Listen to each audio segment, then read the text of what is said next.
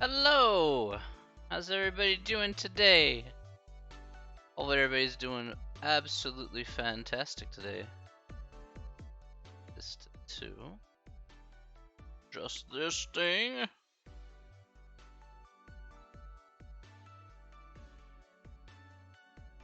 There we go. Much better. I did it. It's amazing. Hello, Jess. Good morning / afternoon. Hello, Khadija. Good morning / afternoon. Bernice. Hello. Good morning / afternoon. Hopefully you're doing absolutely fantastic. We'll go to the just chatting thing. I'm doing very good. Doing very good. Today is another day. Another good day. Let me tell you. Another wonderful day in the neighborhood. It's been pretty chill today, so I can't really argue about today's stuff. Hey Brian, how you doing today? Good morning / afternoon to you. Hopefully you're doing fantastic here today. Welcome back to another fresh week. We are here starting week number 4. You tired? Yeah, after today it'll be half done. That's right. Be halfway there. You can believe that.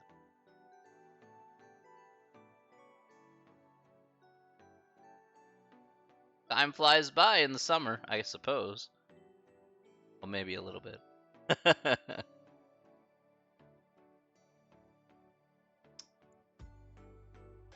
Don't like it? I know.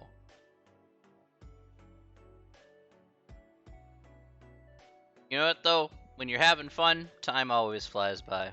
I don't think that's such a bad thing.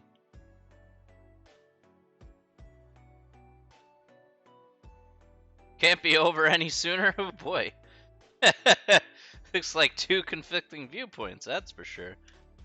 But I suppose it does depend on where you're looking at it from. 100%. I go through every semester, be like, hey, I'm looking forward to when things are starting to slowly start to open up again, slowly start to get back to closer to semi-normal before the whole pandemic started. You know, work 17 hours. Man, holy moly, that's a lot. Sheesh. And make sure to have that proper work-life balance there, Brian. Just be a little bit careful. Don't overwork yourself. That ain't healthy either. Glad not to have online school again? Oh, well, Khadija, I mean, I see that you don't... I see how it is, Khadija, you know. Oh, you work for the city.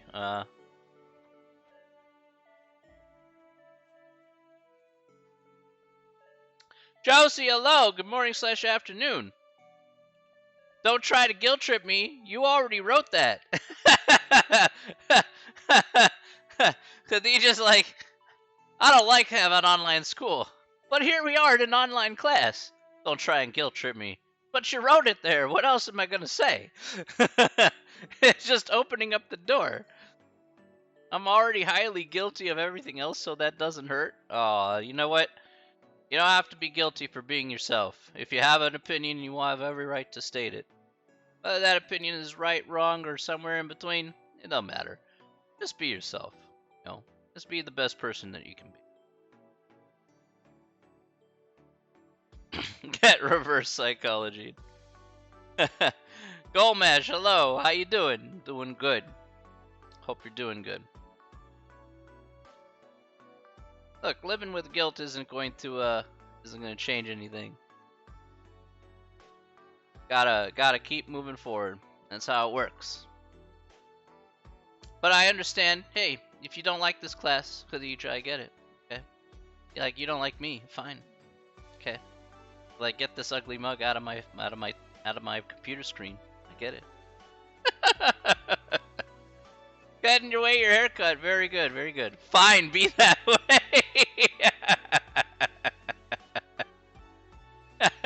What is this, a playground fight, Khadija? I'm better than you are. Get owned. Nicholas, hello. Good morning slash afternoon.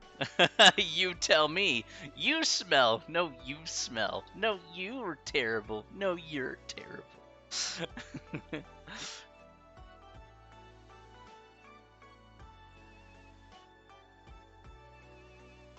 You should get slapped. No, you should get slapped.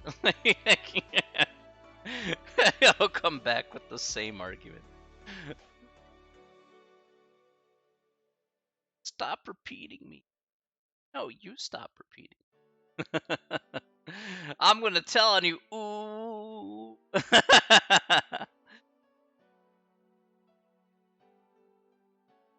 Oh my goodness. Now I'm in big trouble. Nicholas, how you doing today? I hope you're doing fantastic, my friend. I hope you're doing very fantastic. Hopefully things are going okay.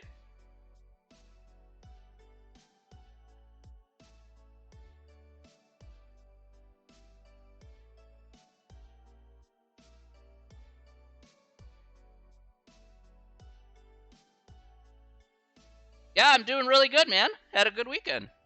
Pretty chill. Pretty chill weekend. We got to get a lot of things done here today. Well, certain things done.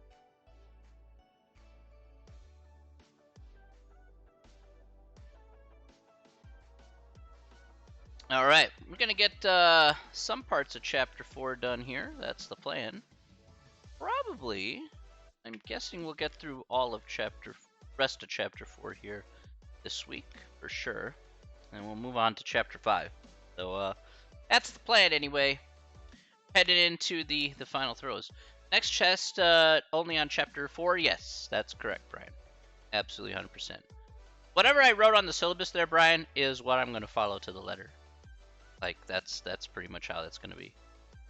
Like I said, I don't throw curveballs in this class. I tell you exactly what's up. No surprises, no nothing out of left field. It's exactly as it's set out to be. Because the last thing you want is like a surprise that's gonna make times worse. You should always know what you should expect, and that way there's full transparency on all sides. Effective communication can always be shown by being as transparent as possible. That's my belief, and it works out pretty much every class that I have. So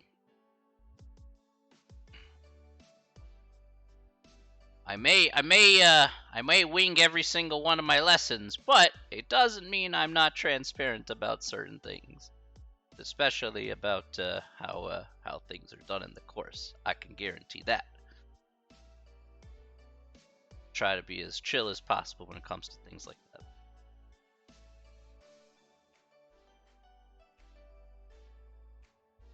Okay, well, it's a noontime here. I think that it's as good a time as any to go ahead and get going here. We'll get on to some new stuff, and let's see what we're working with, yeah? I think that sounds like a great plan. Alright. Good stuff. Alright, ladies and gentlemen, let's do some intros, and let's get going with this, alright? Let's do this. Okay, let's get started today! Alright, welcome back. Welcome back to Monday. Hope you had a nice weekend. Alright, so for today, we're going to pick up where we left off on Thursday. Now, if you recall here on last Thursday, we have fun, Golbash. If you remember here, last Thursday, went ahead and stopped off at talking about logarithmic functions, about how to evaluate logarithmic functions. All right, so that was one of the first things that we had talked about last time here. Today, we're going to be expanding a lot on those same log functions, all right, and be using them into solving it in some sort of capacity. So today, we're going to be looking at characteristics and properties of logs, and we'll also be looking at the graphs of logs and some other things as well. That will help set us up for most of the rest of this section in chapter. Let's go! Okay, let's go to the big board. Let's do it. Big board time! Alright, good stuff. Alright, so here we are. We ended off here at question number 6 here last time. Actually, technically question 7 here. We did talk about some properties of logs to remember here. Okay, after talking about how to solve for logs here, first and foremost. All right, so we were able to go ahead and translate from a logarithmic function to an exponential function. That was one of the things that we did here previously. But here we go with number 7. Again, this will hopefully give you a friendly reminder about what we discussed here last time. First of all, we said log base b of 1 is equal to 0. Again, that's something that we may use here for this section, the next section, and the section after that. Next, log base b of b here is equal to 1.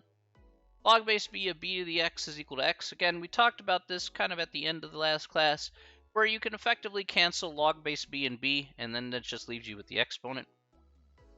B to the log base b of x, again, you can cancel out the b in the log base b, and you just get x left over. We also talked about log and how that is representative of log base 10. So the log on your calculator there specifically is representative of log base 10.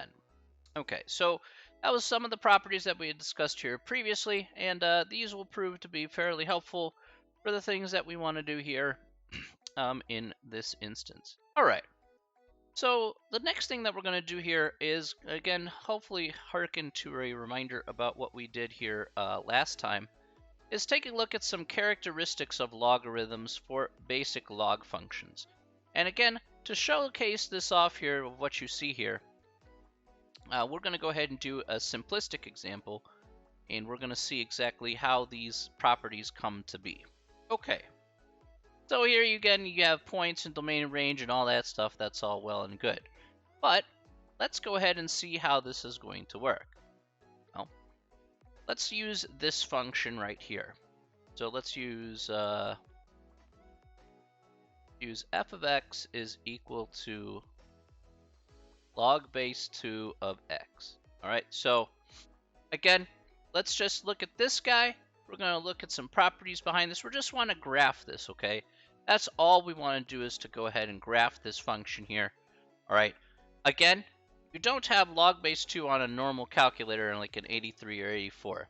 So how exactly do you make an XY chart for this? Well, first thing that we want to do here is change this to y. So let's change this to y here. Again, f of x and y mean the same thing. That's fine. Now, really quick here, can anybody tell me how can we translate this log function into an exponential function? So let's do that first. Let's translate this into an exponential function. So I'll put a little equals arrow here.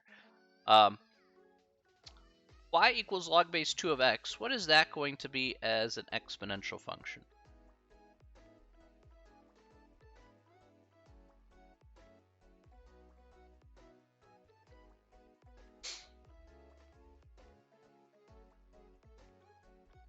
Anybody tell me here, what is y is equal to log base 2 of x? What is that as an exponential function?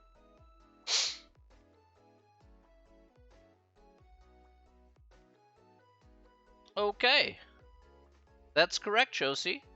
Nice. So here we have 2 to the y is equal to x. That's correct. Good. All right. So with 2 to the y equal to x, let's take a look at what we have here specifically.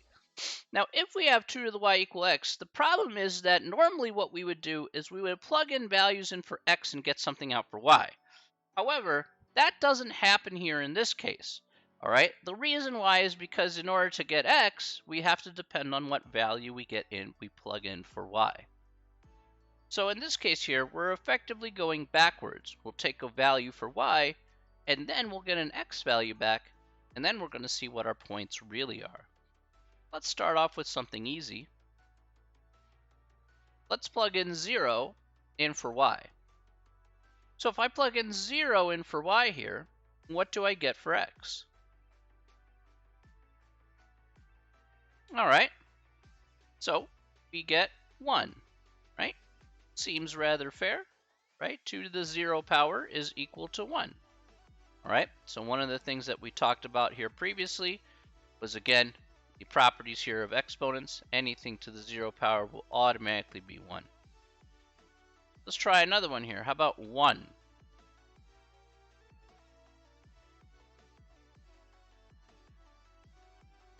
If I plug in 1 in for y, what do we get for x?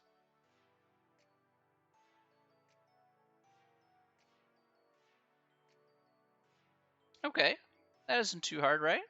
The answer is 2, right? Seems pretty straightforward. Not too shabby. Let's try another value. Let's try -1. If I plug in -1 in for y, what do I get for x?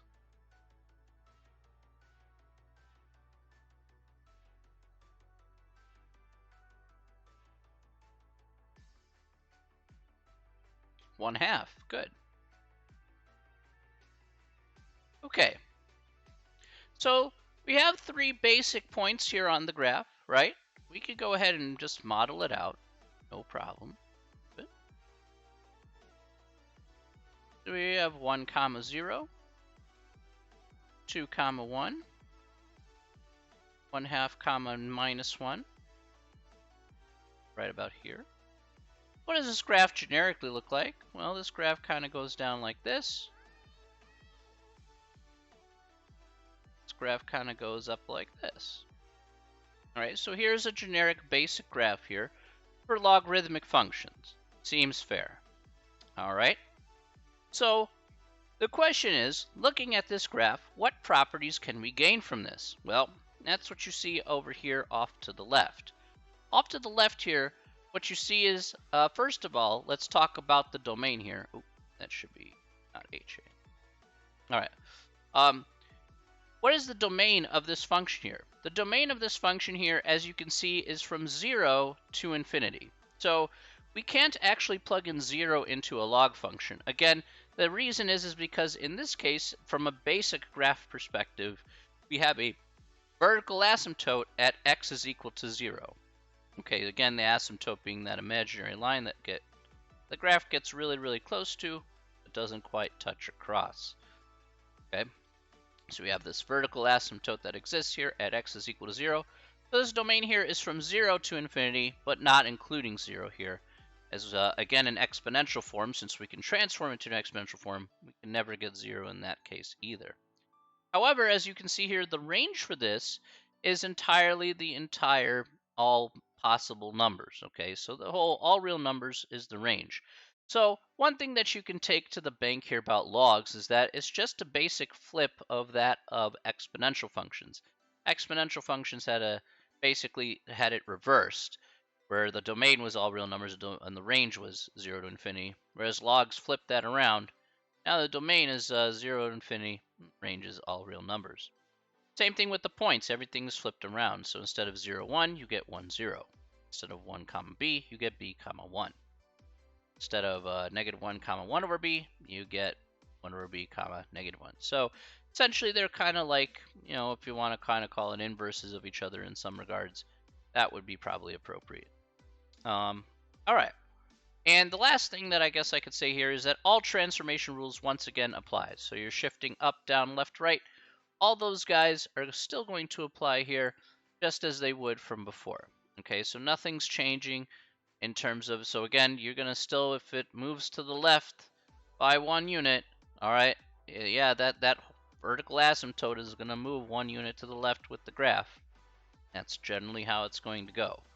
All right, so there's no surprises about how we're going to deal with that. Again, it has that same air of predictability. Use the transformation rules there. So, quick example here. Let's see.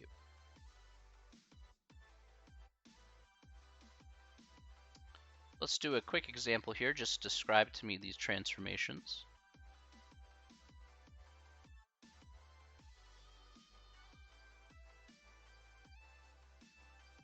Actually. Okay, so can anybody tell me here if this is our particular random function that we wanted to graph or whatever, what would happen to the graph? Let's just describe the transformations in the graph. What would happen here in this case? What are our basic? Up 1. Okay, I agree with that. Up 1. So we shift up 1 because of this 1 on the outside. Up 1 and right 2. Okay, good. All right, good. So we have our two parts there, right? We go up 1 and we go right 2 units. Now, based on those, generic, based on those transformations, sorry, where would our vertical asymptote be here if we were to just do the graph out? So, where's our vertical asymptote in this case if we have these transformations?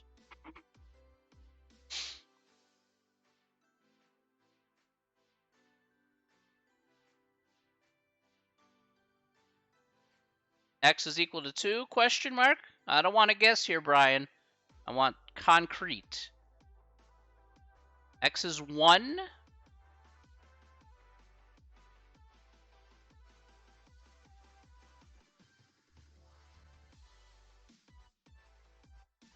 So X is 1 or X is 2? Which one is it going to be? I want you to use logic for this one here. There's only one of those two things are the only thing that affects the vertical asymptote. Not in this case. You could just use the transformations and figure out where the vertical asymptote is. So, again, if you know it starts here at vertical asymptote, this starts at x is equal to 0 from the basic graph. When you shift it around, you shift it up 1 and right 2. Where's that vertical asymptote? It's going to follow the graph. So, which one of those is it going to be? Is it x is equal to 1, or is it x is equal to 2? One of those two is true.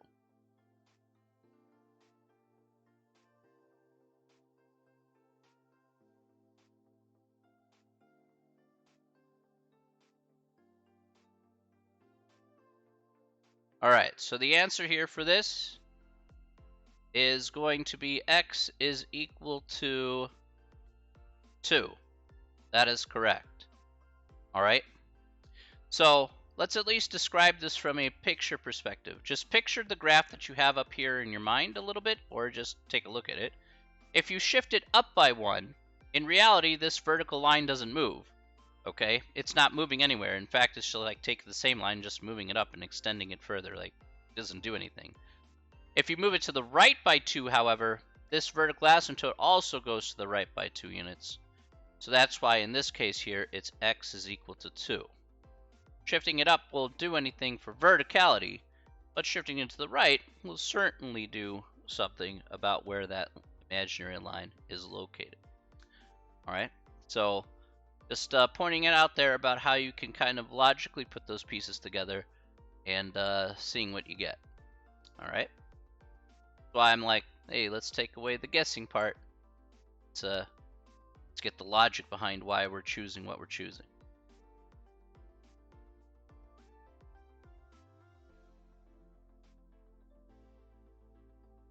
All right. Any questions? Any questions about that?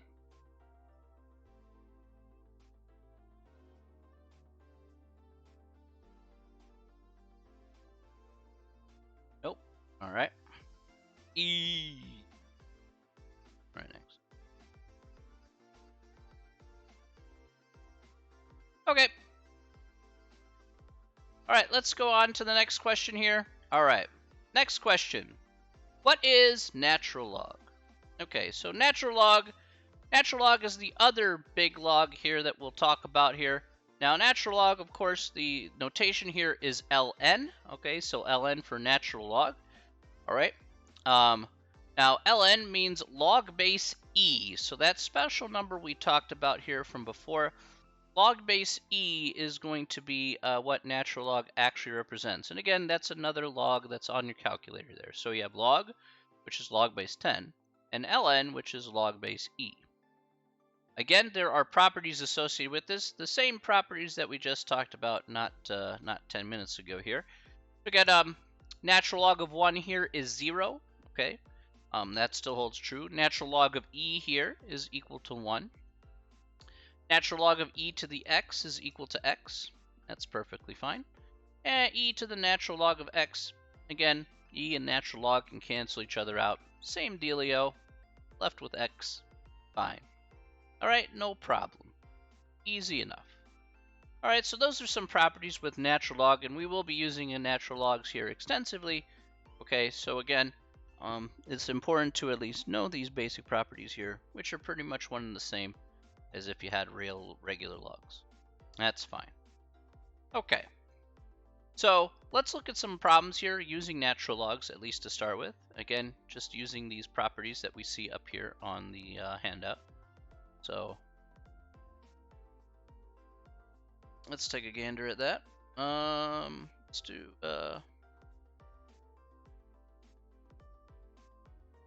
do natural log of e to the 7th.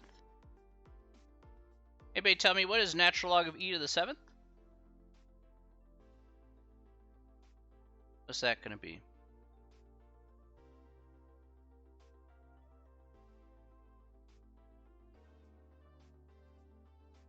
Alright, that wasn't too bad. That's fine. Alright, 7. Again, you could just cancel out the natural log in e. It just leaves you with 7. Fine. Do the next one. Easy enough. How about natural log of... Let's do this one here. Actually. Natural log of 1 over e to the 5th. What is natural log of e to the 5th? What's that going to be?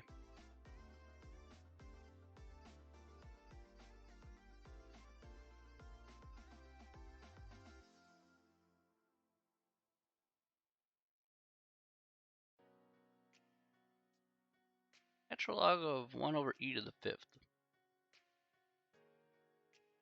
1/5 maybe? 1/5.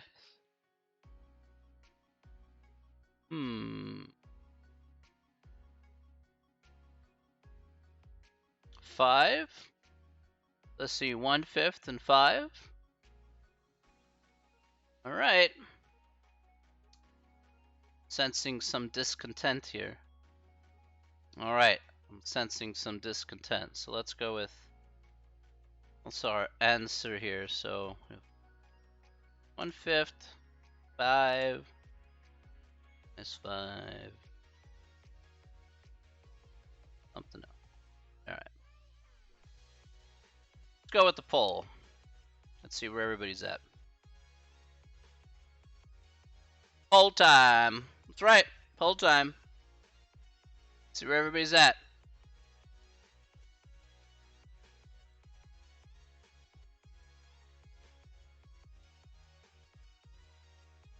So I put 1/5, 5, -5, or something else. Again, go ahead and pick which answer you feel is the one you want to go with. So.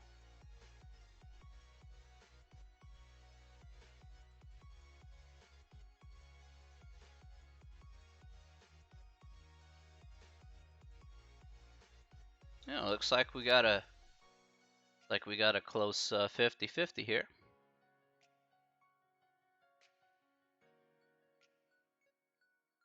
We got all right, we got a 50-50 here. So people say, or people deciding between 1/5, -5. So 1/5 and -5. All right.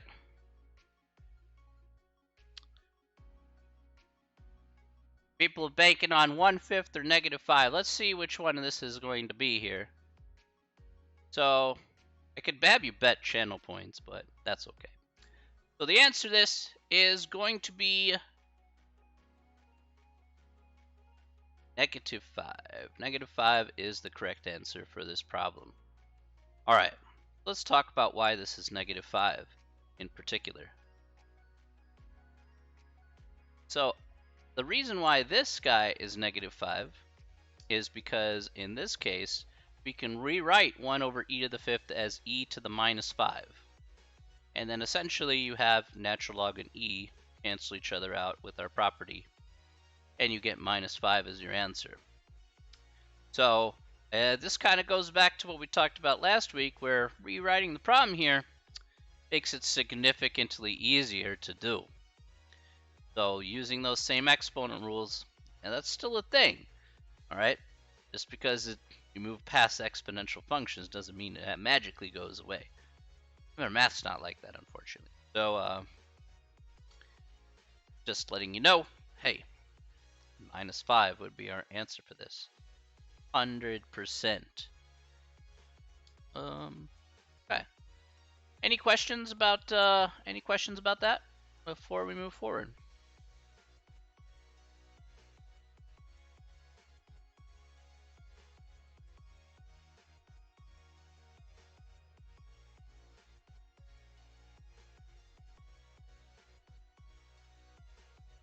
All right.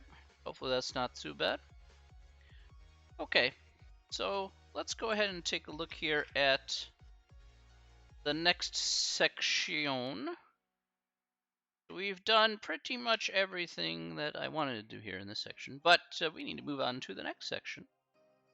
We do have several things we'll need to talk about.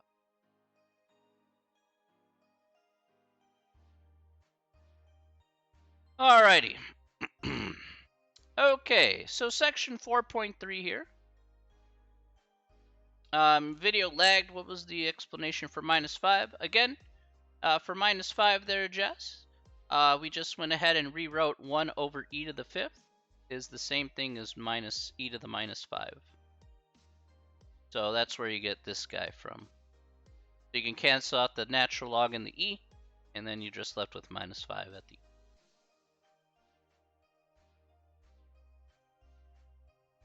So that's how you can get -5 there. So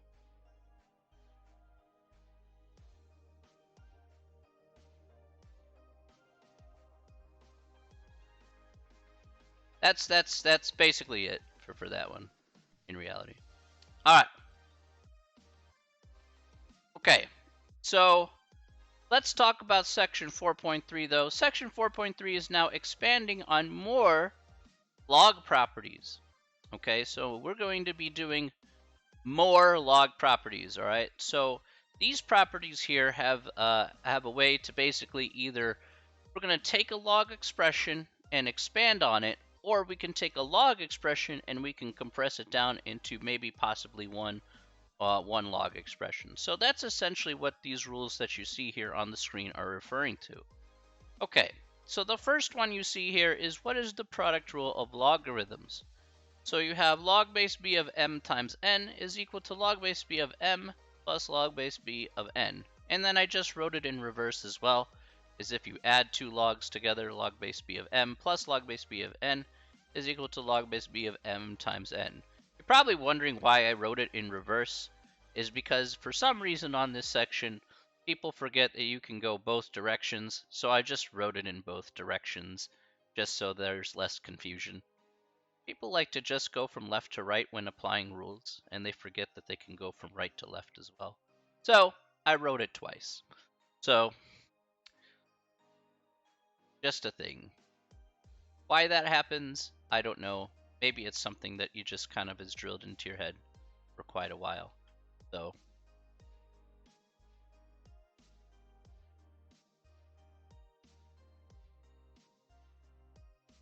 learned habits are hard to break, so you work with it. Okay. You can also see the quotient rule here. We have the quotient rule here of log base b of m over n is equal to log base b of m minus log base b of n, or again, log base b of m minus log base b of n equals log base b of m divided by n. Yeah, no problem, Jess. And then finally we have yeah, we'll talk about that last part there. But number 3, what is the power rule for logarithms? This is taking log base b of m to the r power. Now that may be a little bit tough to see on that. Okay, so we take log base b of m to the r power here equals log base r times log base b of m. So if you notice what happens here in this rule, we put that r here, this power of r, and bring it out to the left. That's essentially what we're doing. And of course, it was same thing in reverse here.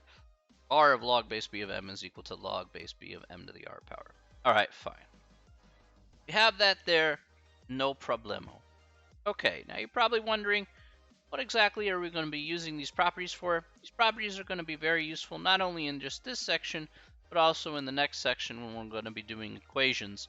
So again, having these three properties here, these rules, pardon me, slash properties, whatever you want to call them, will be very, very helpful indeed. Okay, so what we're going to do next here for our examples that we want to show off using these particular rules, and the other rules that we just discussed here, is there's going to be two types of major problems here in this section. Okay, so the first one here is we're going to be given one log expression. And what we want to do is we want to use these properties here, these rules, and we want to expand on it as far as we humanly possibly can go. So I'm just going to do expand. The next type will be a compress, but we'll do an expand here first. So I'm going to put down a log problem here, and then all it's asking you to do is going ahead and expanding on it. So we'll put log base b of x squared y. So let's go with something a little bit easier to deal with, right? So this is what we start with, log base b of x squared y. And all I want to do is expand on this as far as possible using the rules that we have here, okay? That's what we want to do, all right? So if we start off with this, all right, log base b of x squared y, what's the first rule do you think that we can use here if we want to expand this out? What's the first rule that we should use here in this case?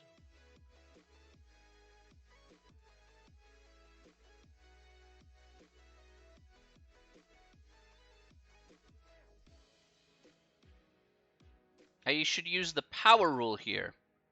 Not a bad guess here, Brian.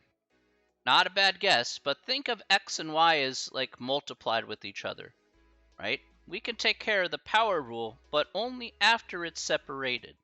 So we want to actually avoid using the power rule at this point here, unless it's something that it happens to apply to the entire equation. So in this case here, because it's not the power rule, we want to use the product rule here, because we have x squared times y here. Okay, so if we have x squared times y, we want to separate those out from each other. That's fine. So if we use the product rule here, can you tell me what should this look like after we use the product rule? This question is fairly important to understand the rest of the section. So I'm going to emphasize this question here.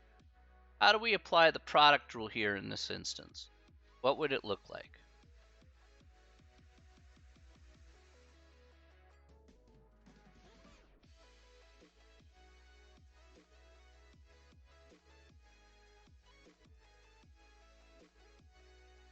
So again, if you need to, it helps just draw like some parentheses around x squared and y if you need to. These are two separate guides. Don't worry about drawing, just say log instead of log base b. I know what you guys are talking about. Log b x squared plus log base b of n plus y. Okay, good. All right, so that's correct. All right, that works. Actually, that works. That's actually pretty easy. All right. The log base b of x squared plus log base b of y. Good, good, good. Now, this is important, okay? Now, why am I stressing this question here? A common mistake people make is to write log base b only one time, where they write x squared plus y. That's why I actually asked that question, because this is the actual answer. You have two separate logs here. Okay, you're expanding it to as many logs as possible. Log base b of x squared plus log base b of y is the correct way to split that up appropriately. Okay, now that we have that, we can keep going here. Again, we're trying to use as many rules as we possibly can. So what would be our next rule here to use?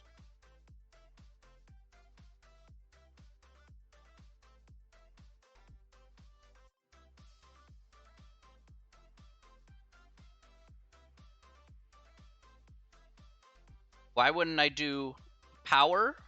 Why wouldn't I do power first? Because I have two things multiplied by each other. You only do the power if you multiply, if it's like this. If you do this, if you have this, for example, let's say you had this, right?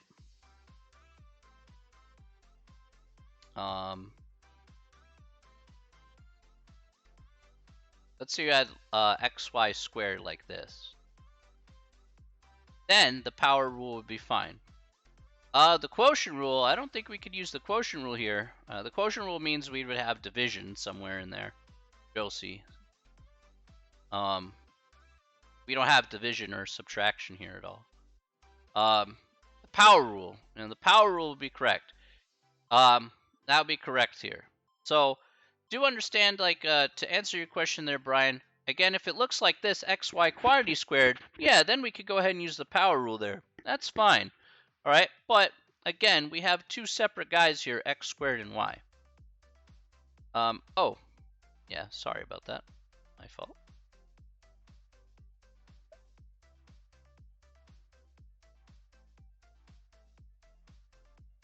Sorry about that, Lysanana. I can think of PEMDAS. In this case, we're not really thinking of PEMDAS here. What we're really thinking about is what are we given here as part of what's in these set of parentheses. So that's what we're really concerned about, and then applying the appropriate rule in that case. Yeah, PEMDAS doesn't really apply here in this instance, no.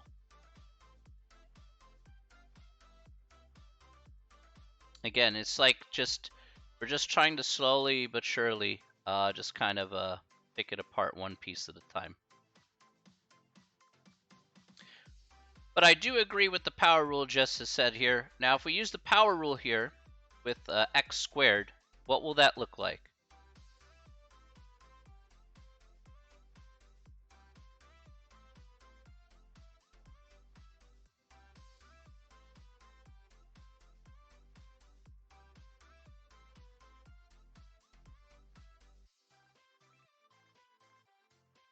Well, how do you apply the power rule? You have x squared here, right, Jess? So use the power rule that you see here on the left, right? So you have x squared here. What should you do with that too? There you go. That's correct, Nicholas. You bring that 2, bring it out to the left. So you have 2 log base b of x, right? Plus log base b of y. Excellent. Got it. That's correct. There you go. So that's how we can go ahead and apply the power rule. Remember, it's only for that one term there, Jess. So that's why we want to split it up first, so we don't have to have anything other ugly things involved. So yeah. And that's our final answer for this problem, by the way.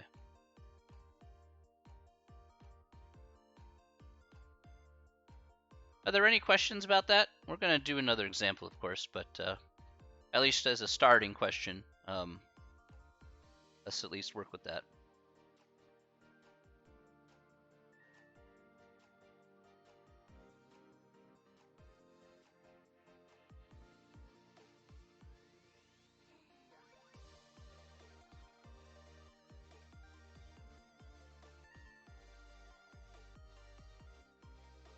We haven't quite made it. We haven't quite. Jess is already like, I'm done. I'm done with this life. All right.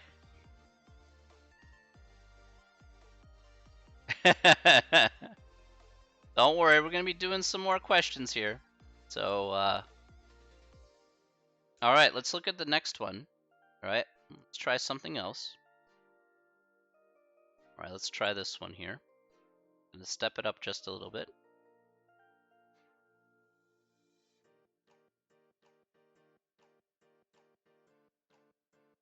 All right. Why must we log? I mean, I don't know. Why must you sign in? Explain that to me, Link. I'd never know it was you if you didn't log in, Blink.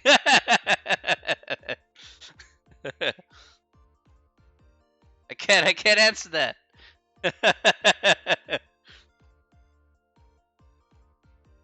Is that x plus 1 in the square root? Yes, it is.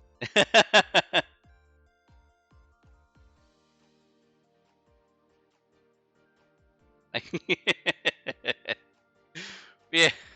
Sometimes it's okay to sign in, okay? Sometimes it's just fine. Never know what you're walking into when you sign in. Email, that's why we love it. Okay? It's how we communicate with others, okay?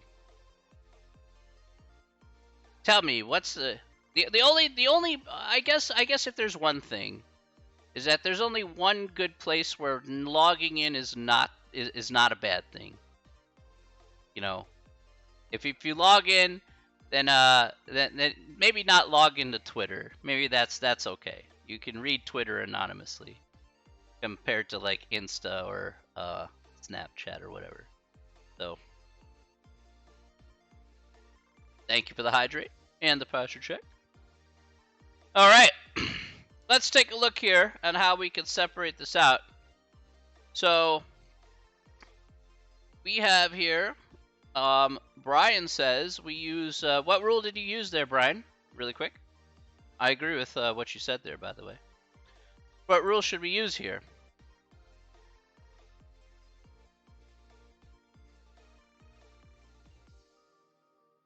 The second one? What's the second one? I love when people say the second one. It's like, okay, the second what? The second toe? The second finger? The second sip of coffee that I'm gonna have in like 3 seconds? I don't know. You tell me. The second one, divide. What do we call that rule, Brian? It's on the quotient rule. Okay. Very good.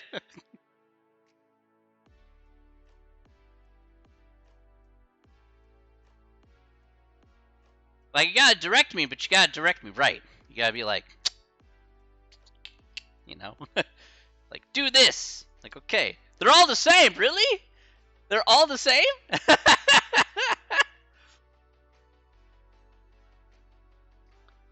They're all the same. So if I said the difference between a potato and a tomato is exactly the same, that's unbelievable. I mean, that's the first time I've ever heard of that in my life. You know, tomato, potato, cucumbers, onions, carrots, they're all the same. Not true, tomatoes are gross. Oh, Lysidena. Now, I don't like raw tomatoes here in the US, but I will eat raw tomatoes if they're in other countries. And by the way, if you eat some pizza, you like them tomatoes, like you get from Lou Malnati's, you know. Them tomatoes be pretty good. Just saying. Quotient divide, you know. They are different in other countries. The tomatoes that are produced here are not that good. I don't like it, and like if I go get a Whopper from like Burger King, then I don't get it with tomatoes. You know, if I go to Jimmy John's get a sandwich, I don't get tomatoes, right? So I'm just gonna say, like, the tomatoes are not good. Like, they just look like bleak and bland and just like completely awful things that probably should never see the light of day. On the other hand, other tomatoes, like in Japan, the Japanese tomatoes, man. Japanese tomatoes are really, really good. I don't know, they just look better, they taste better. You got like Beefeater tomatoes. They're pretty decent, right? So, you know, these are like Japanese food. They look pretty decent. You know, the baby tomatoes are pretty decent, like a salad. They have like Beefeater tomatoes. Spell here, you know. You know, Beefeater tomatoes are really tasty, super fresh and juicy. I like them. So, yeah, definitely, definitely worth the money. I'll make sure to lower your standards just a little bit more, Nicholas. Make sure that I'm gonna do it right, okay? So great, man. But yeah, I love beef eater, beef steak, tomatoes. Really, really good. Last time I had a tomato, I threw up. This is painful to see. Well, you don't have to have like a regular tomato. Like I said, get it in a pizza or something. I'm telling you. Or if you really don't like tomatoes at all as a pizza sauce, go to like Domino's, go get the Alfredo sauce pizza, you know, and then you'll be fine. All right? There's no tomatoes in that. All right? You just go get that if you really really want to go down that path. Which is pretty decent actually. Their Alfredo sauces ain't bad. You get it with like the Philly cheesesteak and like green peppers, it's pretty decent. Tomato soup, tomato sauce is fine. Okay. All right.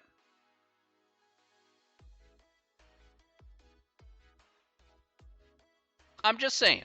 That's all I'm saying. All right. You got to be fair. You got to be fair. I'm not a big tomato guy myself, so I'm like fine. I'm saying the actual tomatoes suck. Okay, that's fair. That's fair.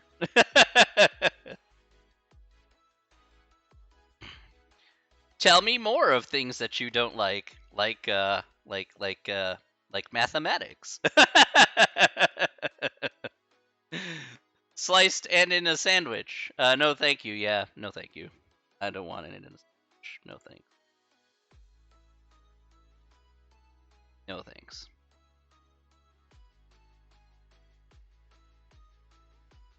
Tomato less than a potato. Look, it's okay to be a potato. I'm a potato every single day. It's the best potato everywhere. All right. I gotta move forward here. Gonna go off on tangents again.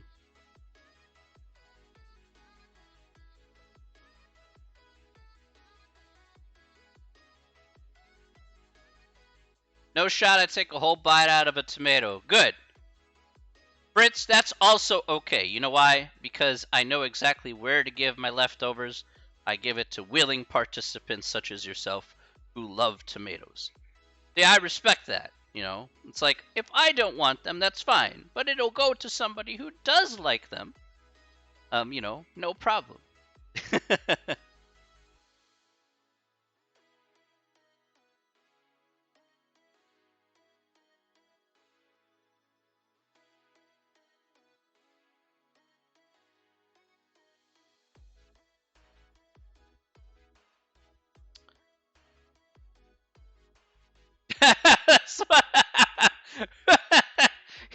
There's no cat.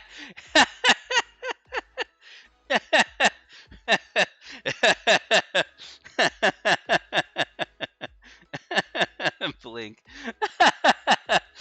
There's no cap on that comment. Just get a significant other. Pass, pass that off. Pass all the leftovers off on there. You're like, any of the things you don't want to eat, I'm just giving it to you. You put it on your Instagram.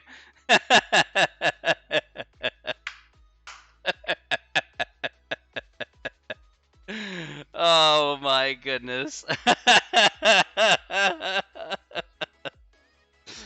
That's all.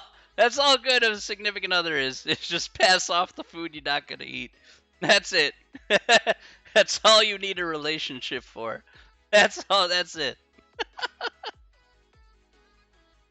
21st century relationships are amazing.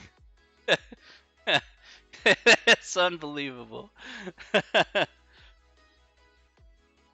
That's what you're gonna write in your. You write that in your Tinder profile. Uh, would you eat my leftovers for me? I'm too lazy to. My name is Blink.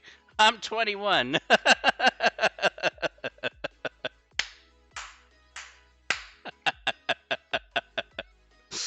Oh my goodness. Please, I have some cold pizza in the fridge. I got some Jimmy John's from.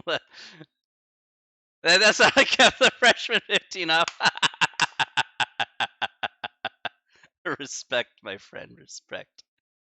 All right. I gotta keep moving. I'm gonna. Oh my gosh. All right. Excuse me. All right.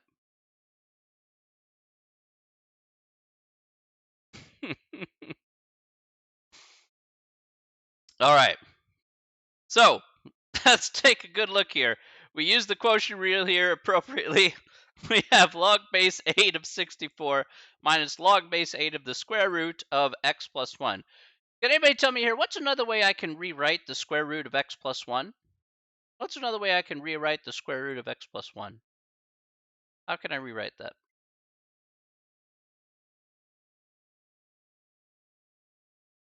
I'm just going to rewrite square root of x plus 1. How can I rewrite that?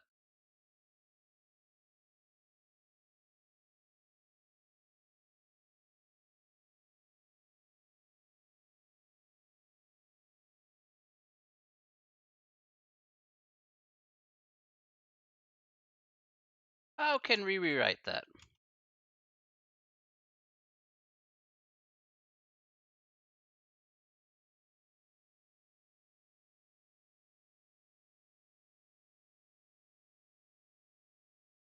Plus minus x plus 1? I was looking for a power there, Brian. Again, how do you rewrite square roots, my dude? I don't know. You have to look back at your notes. I happened to talk about it during exponential stuff, if you recall correctly there. Square root can be rewritten in an appropriate manner.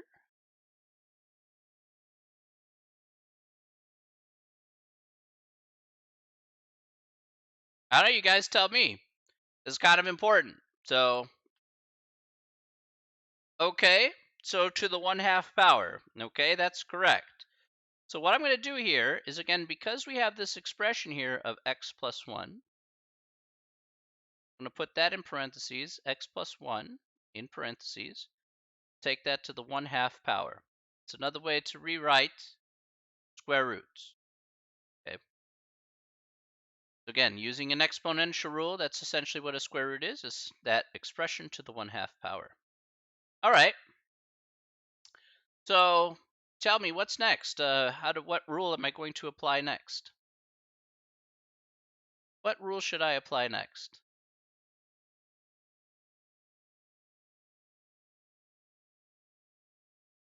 Power rule, okay? So I have log base 8 of 64, right? Minus, what should I have on this right side here? If we're using the power rule, what should that look like?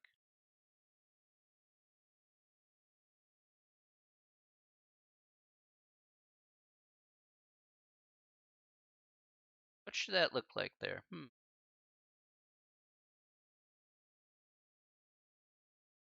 1/2 log of x. Okay, good. That's correct. All right, so we're going to have 1/2 log base 8 of x plus 1. Okay. Again, notice this x plus 1 here is in parentheses. Okay. Now we're almost done here. Almost. All right. I'm going to make a couple of notes here. First and foremost, we're not quite done because of one very important thing. That is, we can actually evaluate log base 8 of 64. So let's think about what we did here last week. What is log base 8 of 64? There is a number associated with this. What is log base 8 of 64 as an actual answer to that little part? Log base 8 of 64. What's that going to be?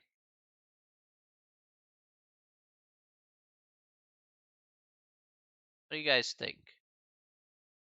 What is that going to be there? 57.8. I have no idea how you even got that. But I could tell you 57.8 is definitely not where you want to be. Plugging in the calculator, that's not correct. That's log base 10 of 64. If you tried log of 64, it'll give you log base 10 of 60, which isn't correct because it's the wrong log base. That's why I mentioned it, Brian. You can't skirt the stuff there. All right, Joseph says 2. Joseph says 2. And the answer to this is absolutely correct. Joseph is correct here. The answer is indeed 2. All right. So we have 2 minus 1/2 times log base 8 of x plus 1. Go back to what we talked about here last week, Ryan, how you get 2. Remember that if you have, say, y is equal to log base 8 of 64, when we translated that over to exponentials, this essentially effectively means 8 to the y power is 64. So what power, 8 to what power is equal to 64? Well, 8 to the second power is 64. That's how we can get 2 there for that latter part. That's correct, Fritz, yes. So that's the kind of mindset that we want to go into when we simplify things like that. So sometimes it'll not turn out to be the best answer, so we leave it alone. But in this case here, log base 8 of 64 is doable because we do get a nice number out of it. So our final answer here for this guy is going to be 2 minus 1/2 times log base 8 of x plus 1. Now the second note I want to put here is that it's a very common mistake I see when it comes to problems like these. So I am going to put a little note in association with this. Note here, you do not use the product rule on log of x plus 1. Okay. Remember, this is log of x plus 1, but you need 2 separate logs to actually use the product rule. Okay. So you only have 1 log there. It's the most common mistake I see when using the rules here appropriately. You do not use the product rule here on log of x plus 1. Okay, leave it alone.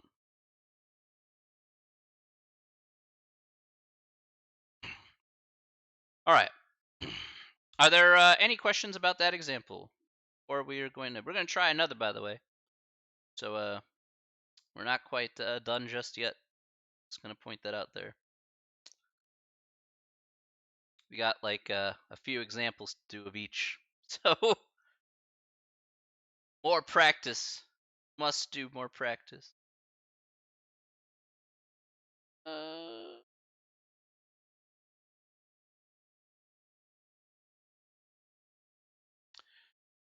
Let's do the next one.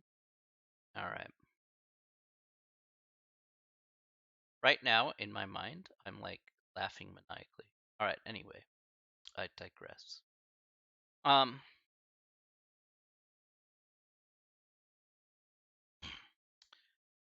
Let's do that one.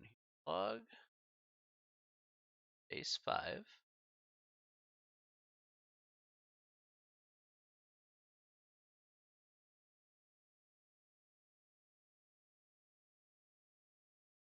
Okay, so log base 5 of the cube root of x squared y over 25. All right.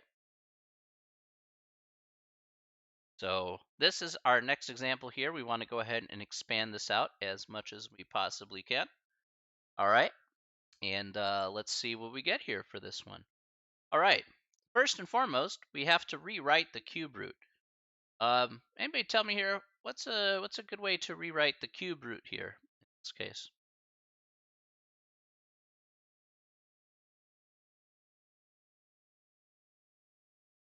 How do I rewrite to the cube root here?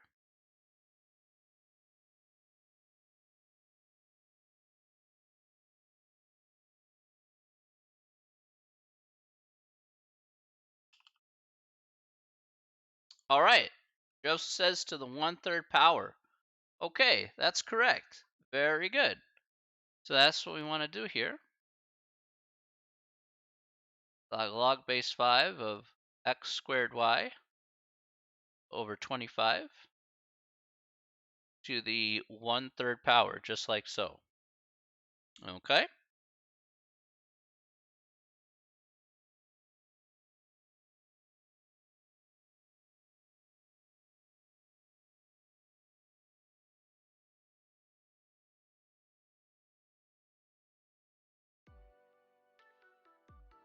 All right.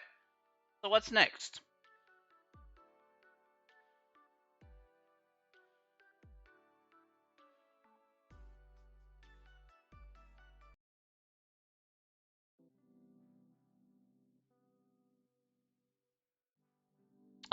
Quotient rule. Okay, not a bad choice.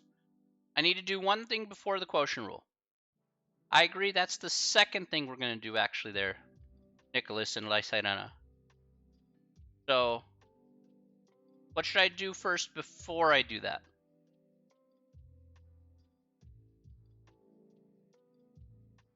So I will do that second. All right, let's do the power rule there. That's correct, Josie. So we have this, the reason is because right now we have something divided by something, that's true, but we have this 1/3 in our way, okay? We need to get that out of there before we can apply the quotient rule. So that's what we're going to do next, is that we're going to move that 1/3 out of the way, move that over to the left. And here we get log base 5 of, and now we have x squared y over 25. All right. After that, I agree with you, both Nicholas and Lysidana here. I agree with both of you. I say, all right, that's fair. Now we can go ahead and apply the quotient rule directly to that.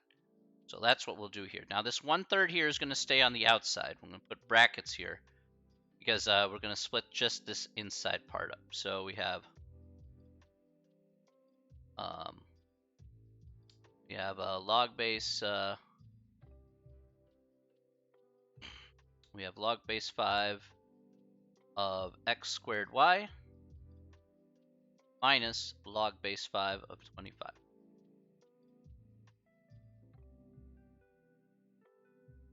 Okay, so far so good. All right. All right, so I agree with those first two parts. No problem. Easy peasy lemon squeezy. All right, what's next? What should I do next here? What's my next rule that I should use?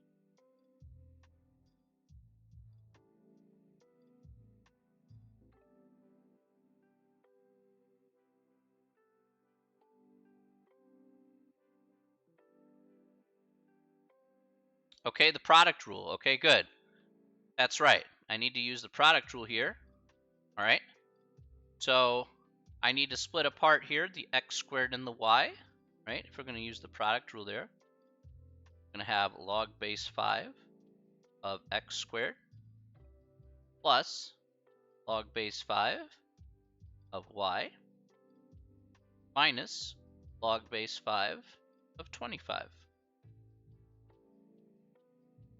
Okay, so far so good. Putting this together one at a time. All right. So we've done the product rule here appropriately. We've done we've done the power rule. We've done the quotient rule. We've done the product rule. Okay. What do we need to do next here? What's next? I could tell you we have 2 more things to do here. So let's see if we can figure out what those 2 things are here. What's next on the steps?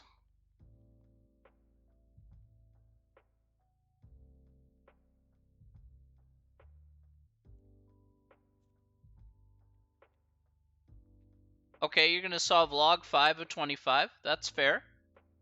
What's log 5 of 25? What's that going to be? I don't disagree with that. What's log 5 of 25? All right. The answer to that is going to be 2.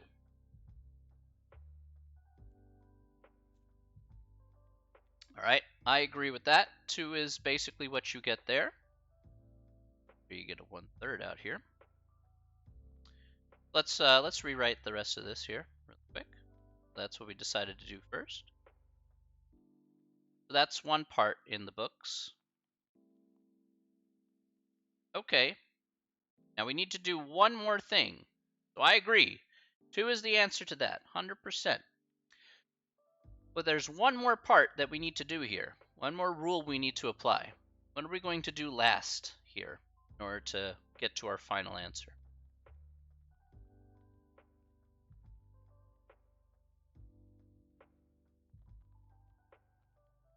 Okay, and so what do we do there, Nicholas?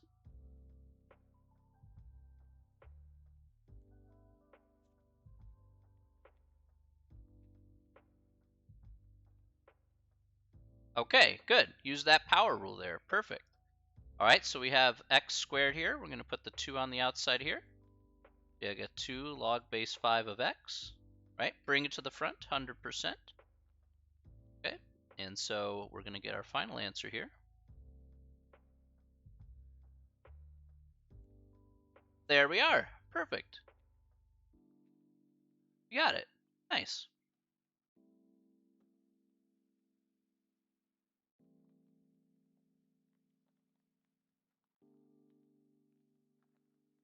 All right, any questions about that?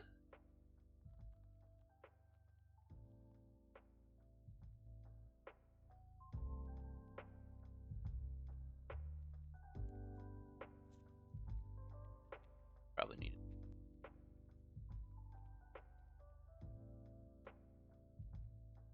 Okay.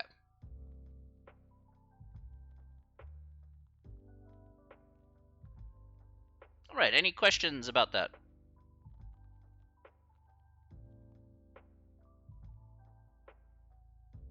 How do you go from log 5 to log 3?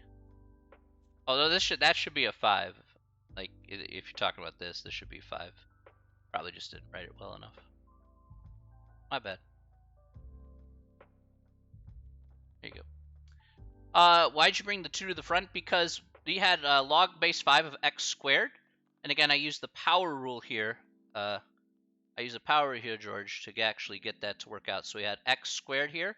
And then the power rule just brings that 2 out to the front. So that's why it worked out that way. So yeah, it's this guy right here brings it out to the left right there.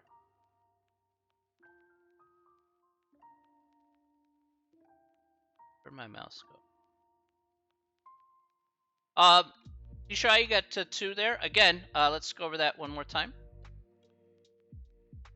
All right, so all you need to do is, like, one thing you have to remember, Josie, is if you go back to the beginning of section 4.2 there, when we talk about logs, you have to know that translation really well. So again, if you have log base 5 of 25, all right, just set it equal to y equals in your mind here. So technically you have like 5, the base of that log here to some power is equal to that number on the outside. So 5 to the y here is equal to 25. What's that y going to be? Well, that y here is going to be 2. Okay, so this harkens back to what we talked about last week. Is essentially that's how we can solve that directly and get 2. And so if you need to write that out, that's fine. You know, otherwise, if you can try and do the mental calculation, you can try and do the mental calculation. Either way, remember it's a power and not a multiplication, like 5 times 5. So be very careful about that. It's a power. So power, that base to that power there, that's what you should get.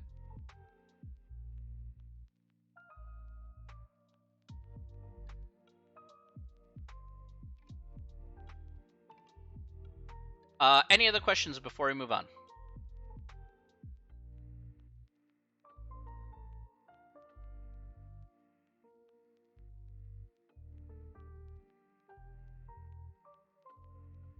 Okay. All right, let's do another one. Nope. Ooh.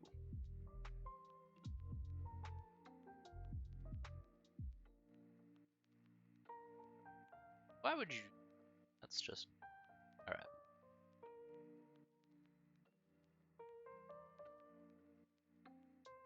Okay. So the next one I want to do here specifically has stuff to do with compress. So basically, from going from here in these examples, we went to expansion. Okay, we expanded from one small expression, log expression, and we expanded it to as many logs as possible. Now the next set of examples here will be a compression. All right, so we're going to be given many logs. We just want to compress it down into a singular log expression. Let's at least go with something here first. We'll go with something easy, and we'll work our way up. So let's go with this.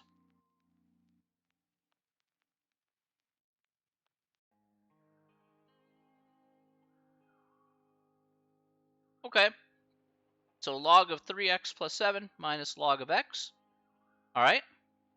So can anybody tell me here, what rule would you use for this? In this instance, we want to go ahead and compress it down into a single log. All right. So what should we do here first?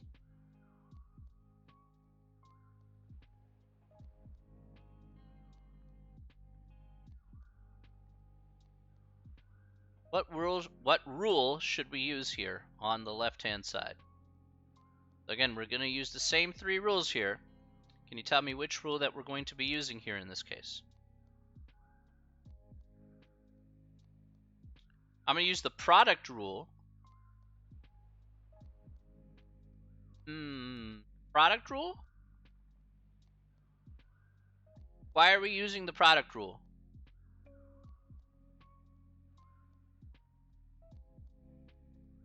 I think I know why you guys are trying to use the product rule. The quotient rule, okay. Now I can agree with that. The quotient rule is correct, okay? Quotient rule, good. So if I use the quotient rule here, what do I get? What do I get if I use the quotient rule here?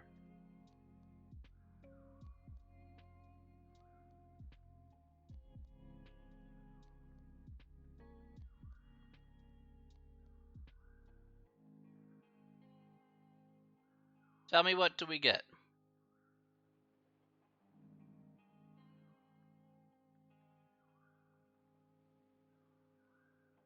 X over 3x plus 7 or 3x plus 7 over x? Which one? You take a look here. Again, the quotient rule says the first one divided by the second one. I'm going to have 3x plus 7 over x.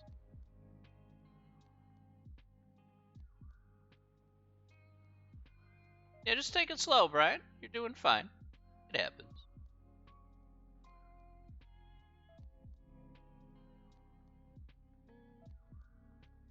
All right, good stuff. So that's all you have to do for that. That's pretty much it. Okay. Again, 3x plus 7 over x, and that's it. That's all you need to do for that. Again, remember, you fell into the trap there. That's why I asked the question.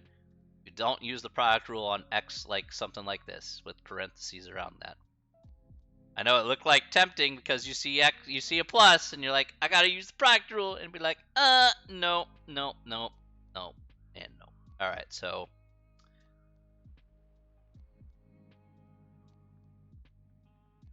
All right, let's look at another. Let's do that.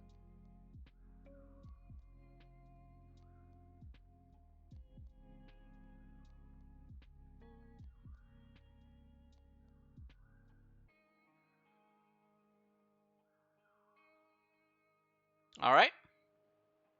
We have 5 log base 6 of x plus 6 log base 6 of y. All right. All right, so tell me, we're going to be doing, using a couple rules here. Product rule. I think maybe, I agree we are going to be using the product rule here, Brad. But maybe we want to do one thing first before we do that.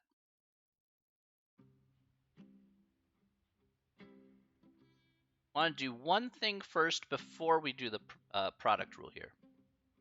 Right, so we want to go ahead and rewrite this in terms of using the power rule first. Because if we use the product rule, you notice here for the product rule, there's nothing written on the outside here. No 5s, no 6s off to the left or something like that. So I don't want to have those, and make things more complicated than they need to be. So if I use the power rule here and bring that 5 over here, so this is essentially what I'm doing here. Bring that 5 over here as an exponent for x. I'm bringing this 6 here as an exponent for y. All right. So that's correct. I'm going to rewrite that first portion. So it gets log base 6 of x to the 5th plus log base 6 of y to the 6th. Okay. It's here that I can go ahead and say, okay, now I can go ahead and use the product rule here appropriately. Right, so we went the power rule route, fine. Now we can go ahead and use product rule here And so combining these together, I'm going to go ahead and say log base 6 of x to the 5th. And then that times y to the 6th. There you go. All right, and that's going to be our answer for this particular problem.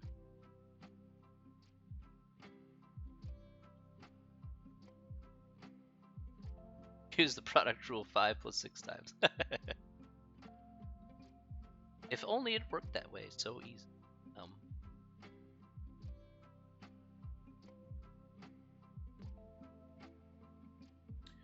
Okay, any questions about that one before we move on?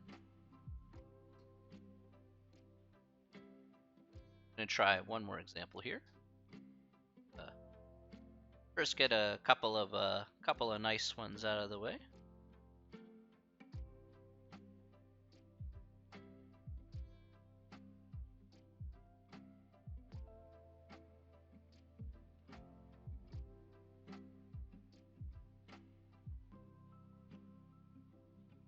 Okay, now let's look at this last one here. This will be the pressing things down is a little bit estimate. Go ahead and take a look at this one here. Sure.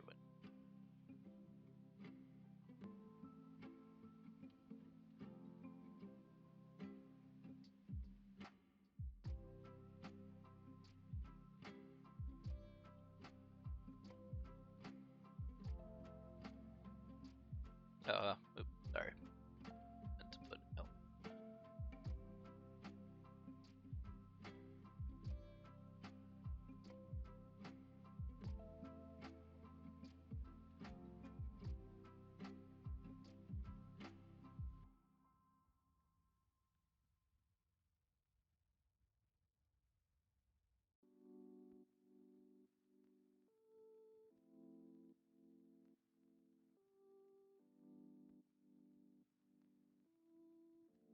Okay, let's go with this.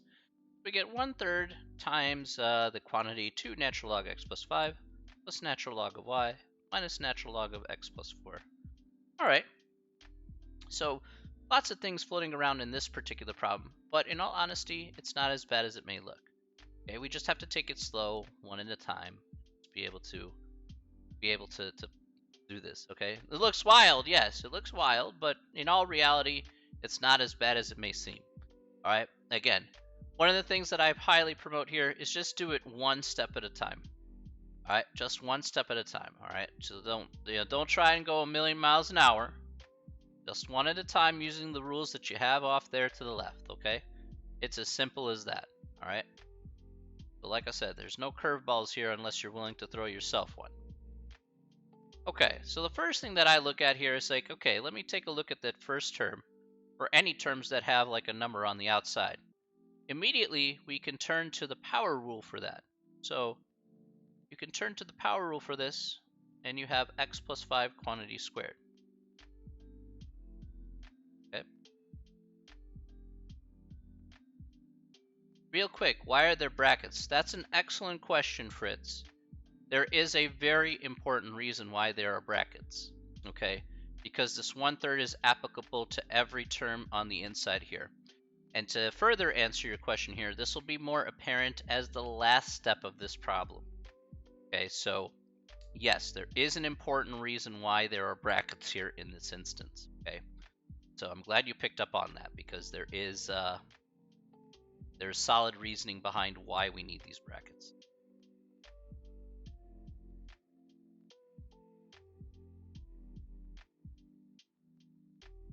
Okay.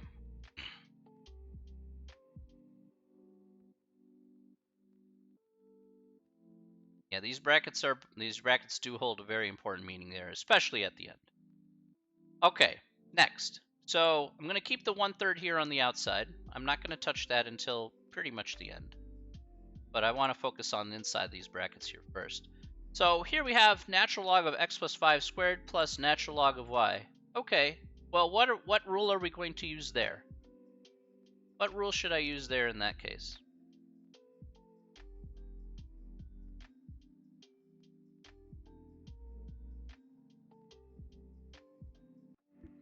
Are we using the product rule, the quotient rule, or the power rule? Product rule. Okay, I agree with that. So just for these first two terms, right? Not doing all three at the same time here. Just doing these two guys, okay? So nothing more, nothing less, all right? So I have natural log of x plus 5 quantity squared. I have that times y, all right? Put that all in the same natural log. And now I have that subtracted by natural log of x plus 4. Okay, great.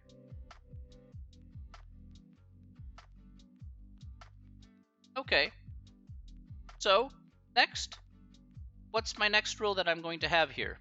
Now this is what I'm left with, okay? Yeah, now I could go ahead and use the quotient rule. So now I put together the quotient rule. So now what I have here is I have x plus 5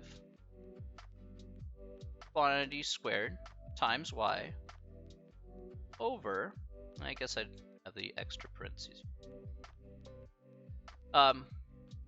over x plus 4. All right, fine. Okay, so this is what I have here so far. All right, now, I do have one more rule that I have to use. What's the last rule that I should use here in this case?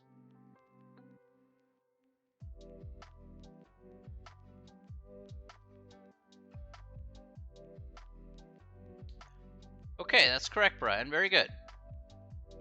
So just taking one step at a time, that's why this 1/3 was so important to leave on the outside, because now I can apply the power rule, because now I got a number there on the outside after everything on the inside of the brackets is all compressed together. Okay, so I apply that last. So what I have here specifically is I have the natural log of this whole thing, x plus 5 squared times y over x plus 4. And I have all that to the 1/3 power, or the cube root. You can rewrite that as the whole thing as being the cube root, but that's also the same thing as to the 1/3 power. Either way, that would be the correct answer here in this case.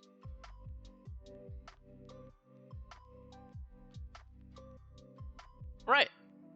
Any questions about that? We compressed it all together into a single log, and we should be good to go.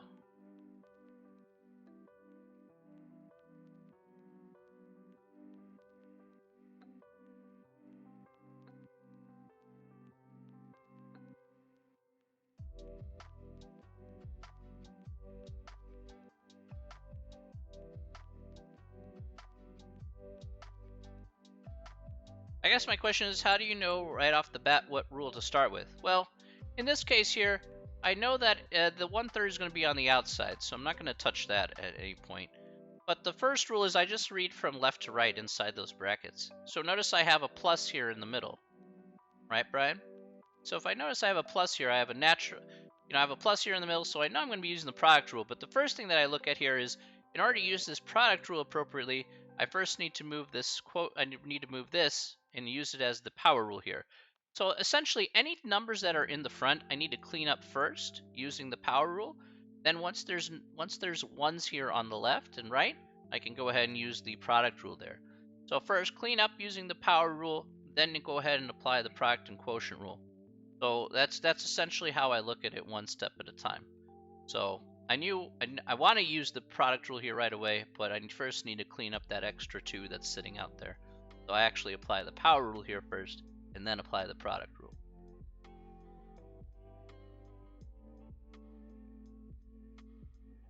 Okay, if we read it left to right, you assume power. Okay, that's fine.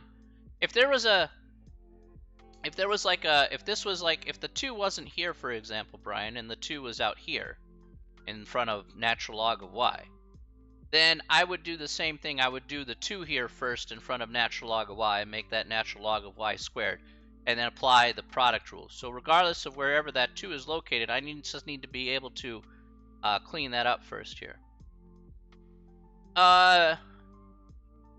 Houston, yeah, this is a class. Absolutely. Welcome. You're always welcome here.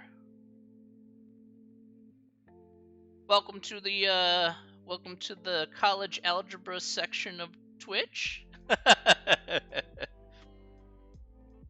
Question mark, question mark, question mark. This is an actual class, yeah, but you're always welcome. Anybody's welcome here in this channel, so.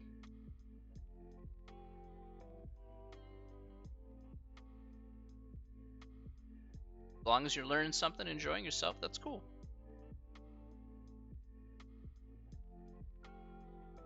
I do, I'll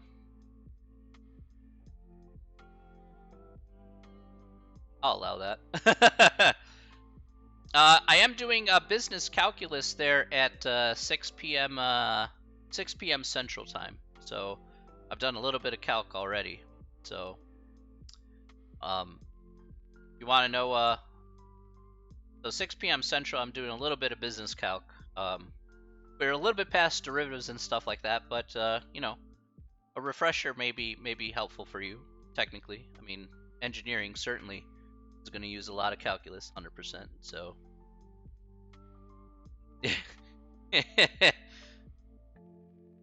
I understand, Brian. It's like a relearning of a lot of things, but you know what?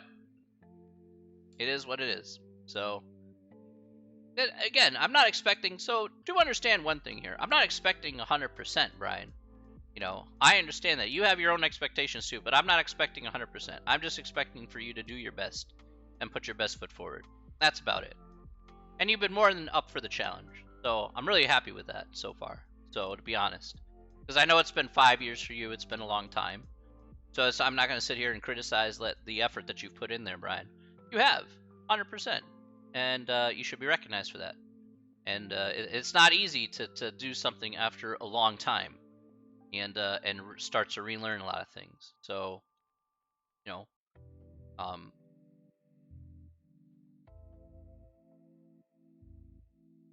don't want you to feel like, I don't want anybody in the field class to feel bad. You know, just do your best. You know, that's, remember, you're not paying me for this. You're not, remember, although I get paid to teach this class technically, all right, that's true.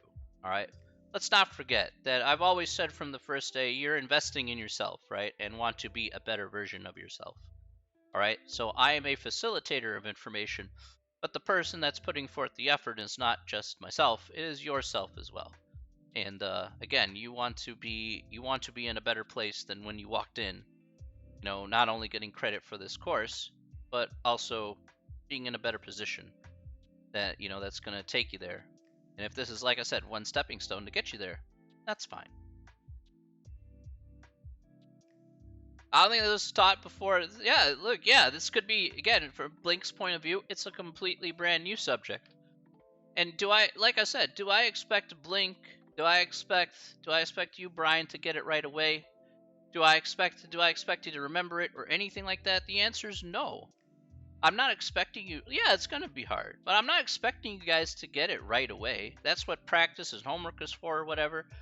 But like I said, one of the things when you walk into my class, and I'm only going to speak for myself, is that I'm not going to force you to do the work, because at the end of the day, you're all adults here.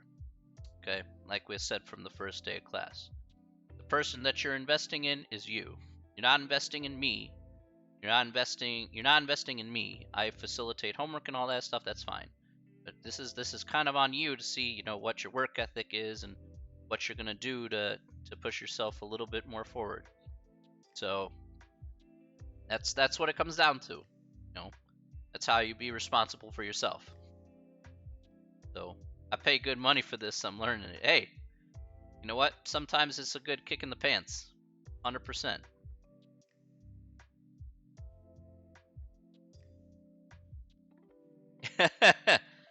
I want you, look, that's what I want you to take away from the class. Look, yeah, you could pay like X amount of hundreds of dollars for this class. I know this class is what, like 400, 500 bucks? But whatever, you know. If you get out of this class basically based on what I've just said, then I know that that's the best investment that you've made, is understanding that you're investing in yourself. Best $500 self-investment that you could have made. I want you to get the best rate of return possible. Okay. So that's really important. Houston, thank you for the follow, by the way. I missed. My apologies. Um.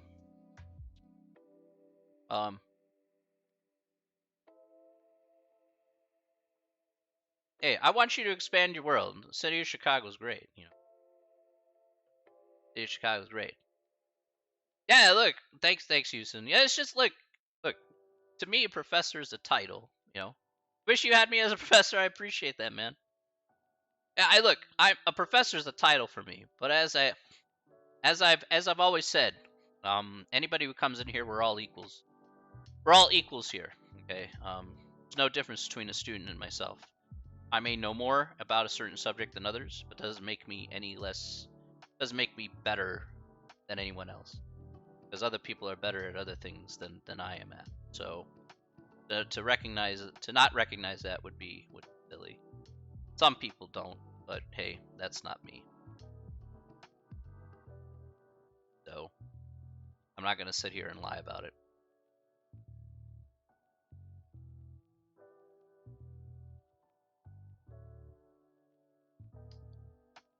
All right. Any other questions about this last example before I move forward? Got one more thing to talk about here, but it's not a big.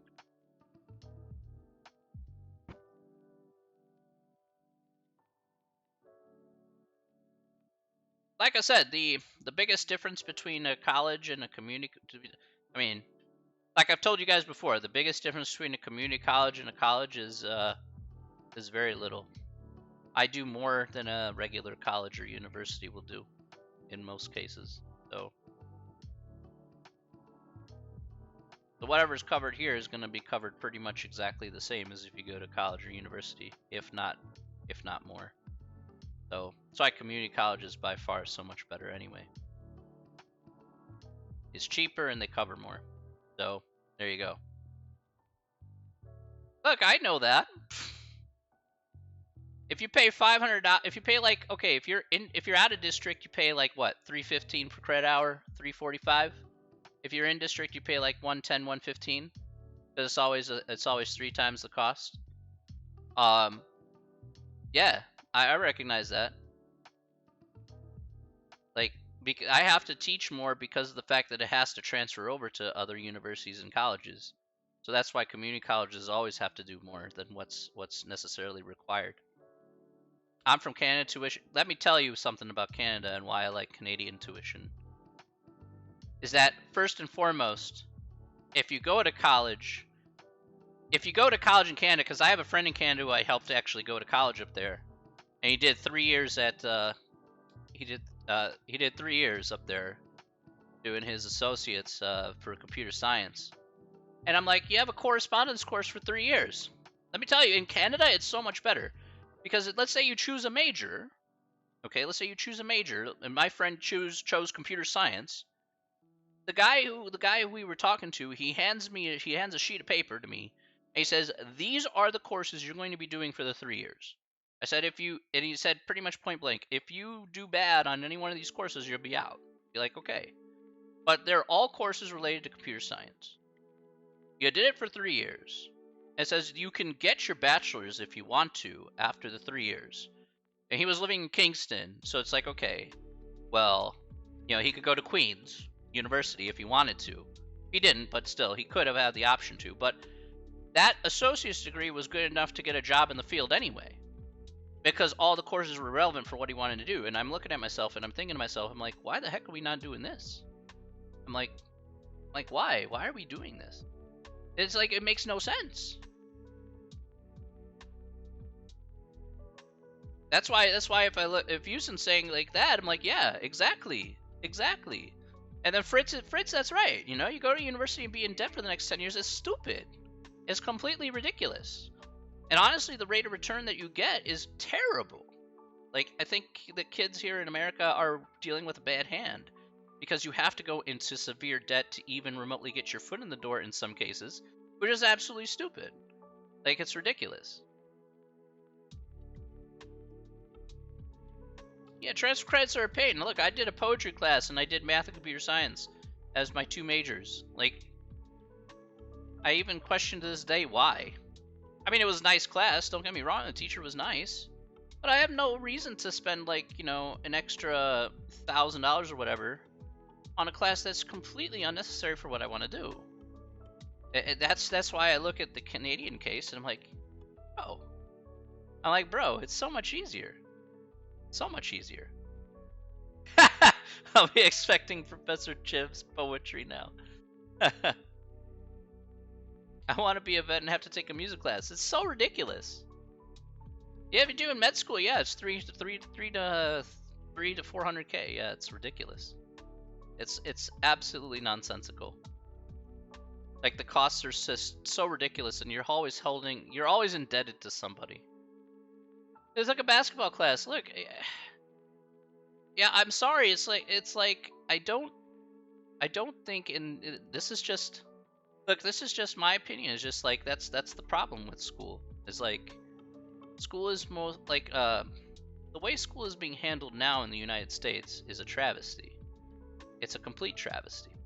So it's ridiculous. I'm not gonna sit here and lie to you. It's absolutely atrocious. So I've seen high schools. Some of you have graduated high school. I think high school is more politics than it is actual education. I think that there's a problem with that. I think there's a problem with again in community college being more comprehensive than that of a college or university. I said we should have correspondence courses which are related to the field that you want to be studying in. You know, I agree with the Canadian system, which is by far and away a heck of a lot easier. Yeah, it puts pressure on you to pass those classes, but you know what? That's appropriate since that's what you want to study anyway. So, yeah, well, this high school, like I said, is more about politics and red tape than it is about education. At the end of the day, that's all you ever hear about these days. I have a problem with that because it's like, high school should be preparing you for actual, things to be doing in college or life, as opposed to like talking about like, talking about things that aren't really relevant to the things aren't really relevant. I mean, I'm sorry to say, but there's things that happen behind the scenes, like school board and this and that and the other thing. I'm like, dude, it's gotten so ridiculous. Like, even wearing one wrong thing suddenly turns into a major news story, and just like, just let it go and let's just get on with it. Yeah, I agree. There's some things that should never be worn or whatever. I get that.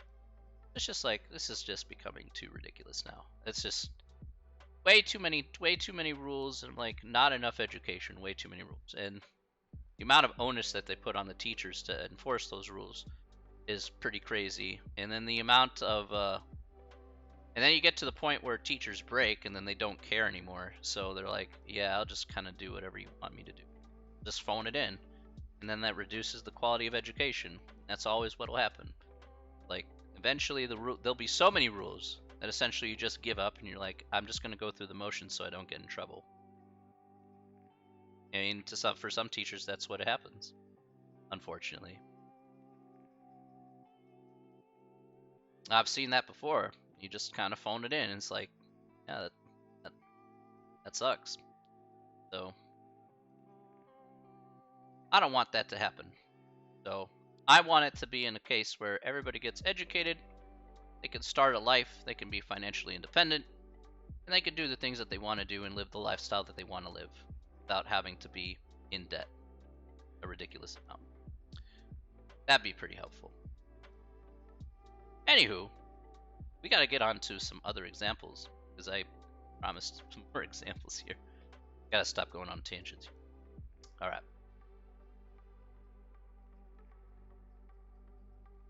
There are things that I understand, trust me, there are things I clearly understand that go on, like, yeah, you need to do something about that. What classes am I teaching in the fall? Fritz, I'm doing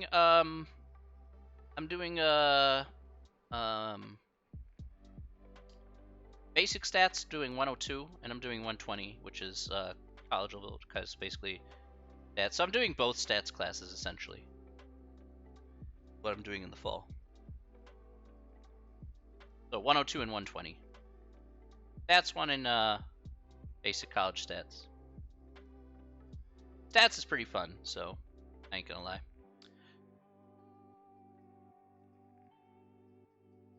All right, let's go over this last concept here. This shouldn't take me like less than 10 minutes in all honesty. All right, Last concept here. Number 4, what is the change base property of logarithms? So here's our change base property right here. We have log base b of m, which is equal to log base a of m divided by log base a of b. Again, you can change the bases of the logs to however you see fit in order to actually solve it by hand.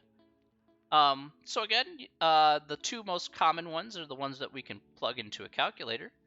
Again, like log base b of m is equal to log of m divided by log of b. Again, log base 10. Or again, using natural log base b of m is equal to natural log of m divided by natural log of b. Seems fair. So no matter how ugly the numbers are, you can automatically use this change base formula. And you can plug stuff in, and you'll automatically get an answer, which is pretty nice. So in this case here, let me break one up here. Say I have log base 7 of 32. Okay. And let's say I wanted to go ahead and find out what this answer is. Again, you should definitely use a calculator for this, by the way. This should not be something that you will, this is not something that you're going to necessarily find on your own. Again, let me get the calculator up here. Second.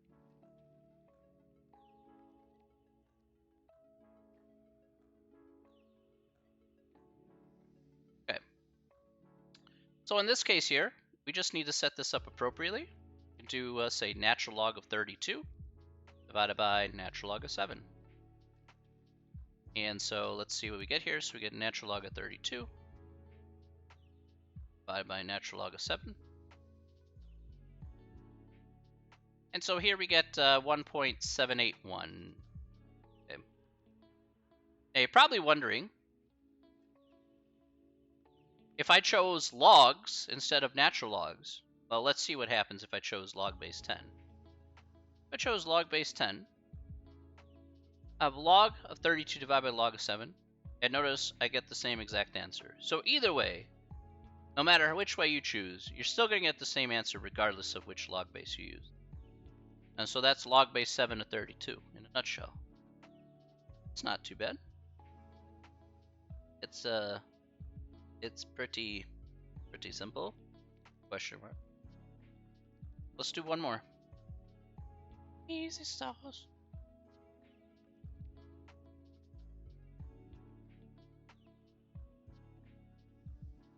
All right, let's do log base pi of 357. How would I rewrite that? How can I rewrite that using change of base?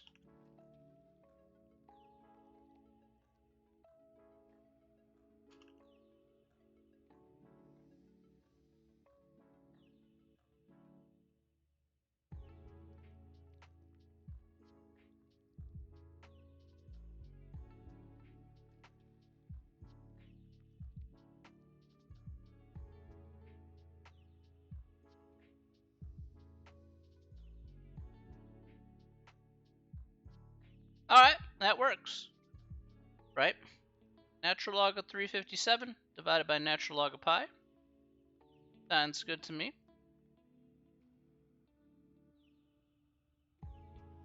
All right, so we'll enter that in the calculator here. Natural log of 357. And then natural log of pi. To get pi show up on your calculator here, you hit second and the caret key. That'll have pi right there. Hit enter. So here we get 5.1346. Okay.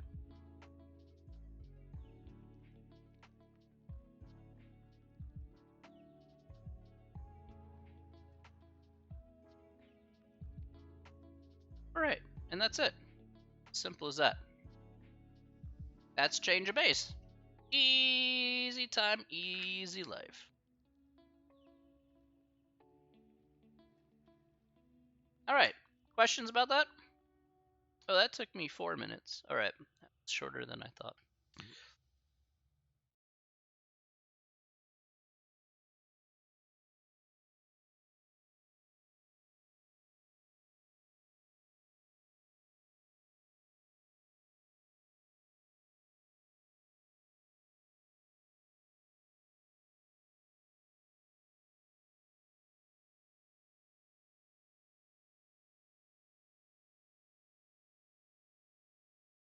Yeah. Sorry, Fritz. Absolutely.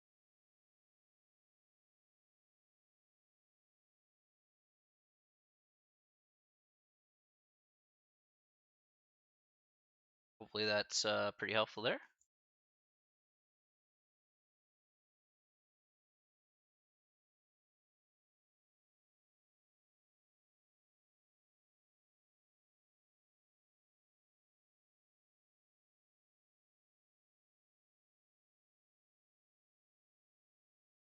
Hey, Hunter.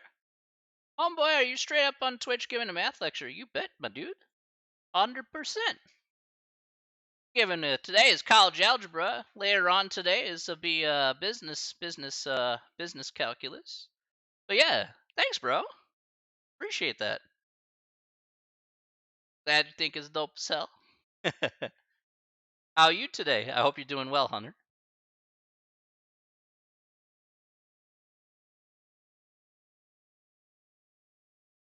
Yeah, I could give you a simple gist of a business calc. Basically, business calc is like calculus 1 without the trigonometry.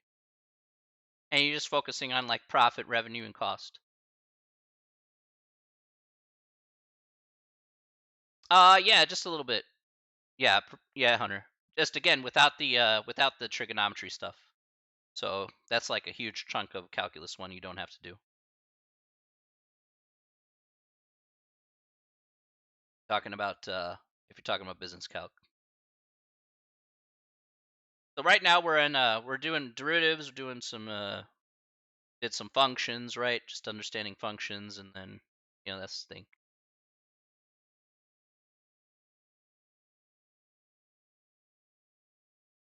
I actually solved or made my way to the formula for a perpetuity by from see, there you go.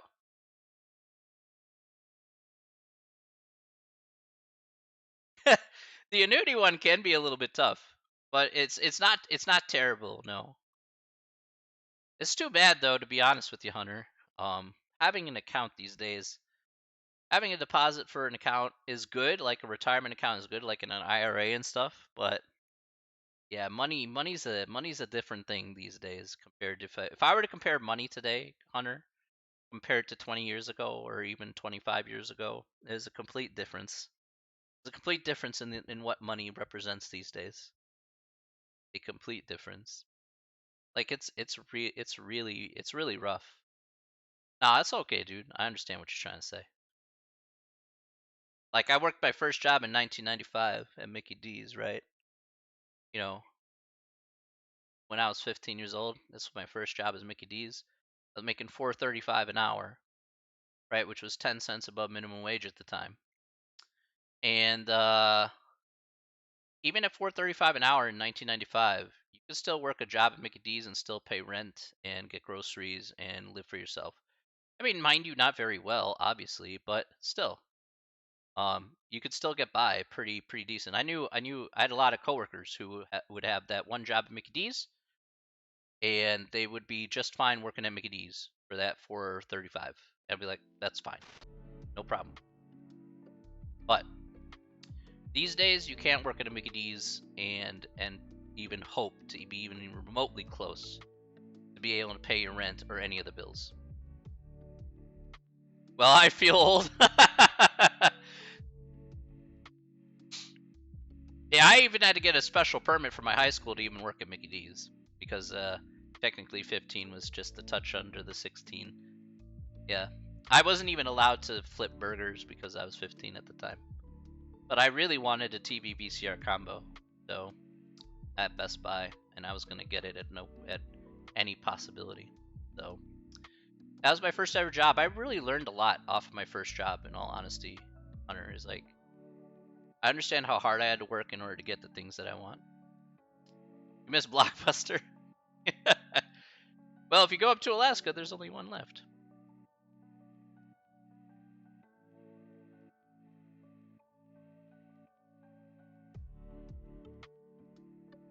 I agree with that. The thing is, the problem is that if you could remind me what TPTB means, again, Hunter. Sorry about that. I read the powers that be. Okay, apologies about that.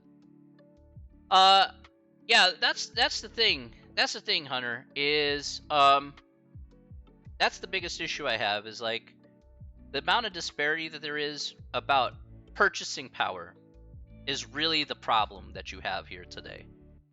And I think that kids kids in this generation are getting a really raw deal on that.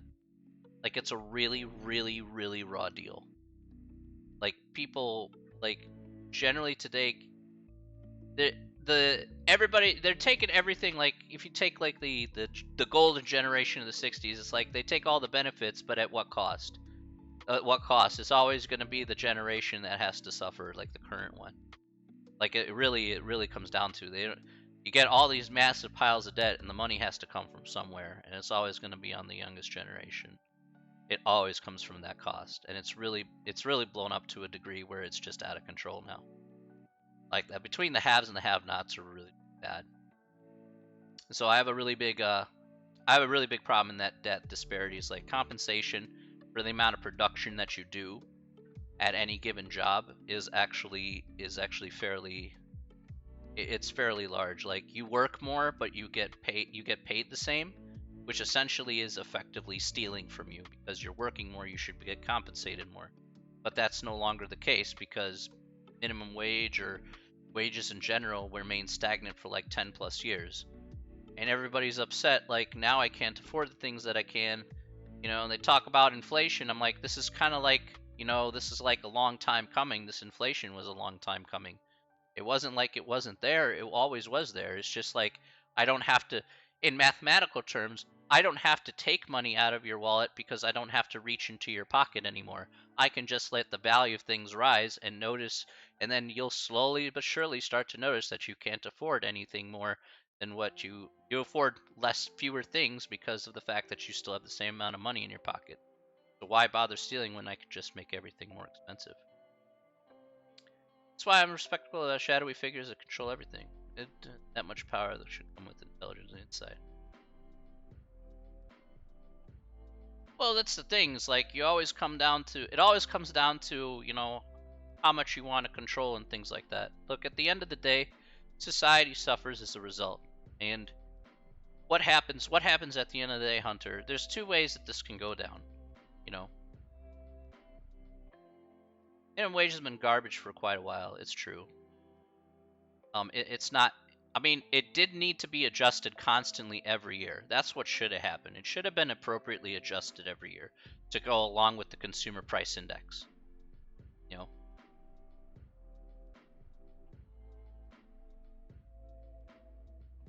the thing is, it should have been always tied to the CPI because you should have always followed natural increases or decreases. Like in 2008, it would have made sense to lower minimum wage by X amount of percent because the economy was so bad.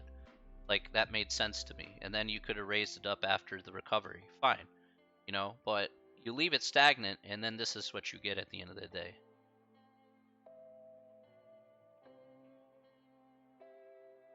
Ah, no problem, Blake. I got you. Yeah, look, people do silly things, but having the amount of toilet paper isn't going to change anything. What changes? It changes that you make your money worth more. You make your money stretch more. Make your money actually pay for like actually a half a cart of groceries. You know.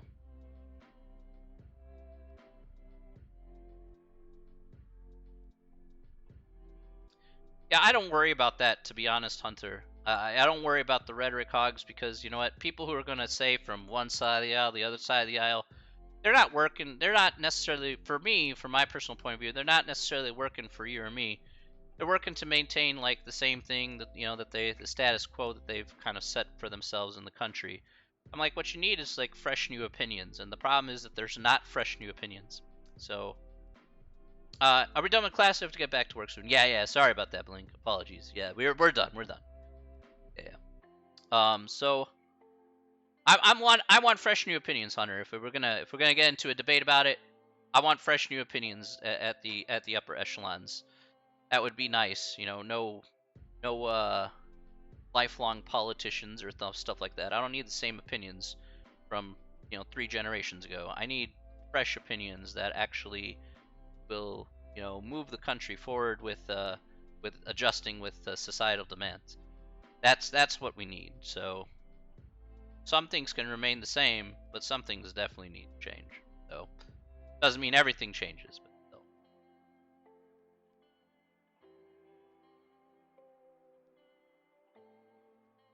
Yeah, solutions more than actually sussing out the problem, than just stating what the problem is. Everybody knows some problems. Now you gotta tell me what a solution is and how you plan to implement it. That's by far more important. All right. Um, all right, ladies and gentlemen, we are going to be ending off here for today in terms of the material. That'll be the end of section 4.3, by the way. We'll be doing section 4.4 and possibly 4.5, maybe a part 4.5 here. We'll be focusing on here log equations and exponential equations here for next time, so that's going to take up most of our time.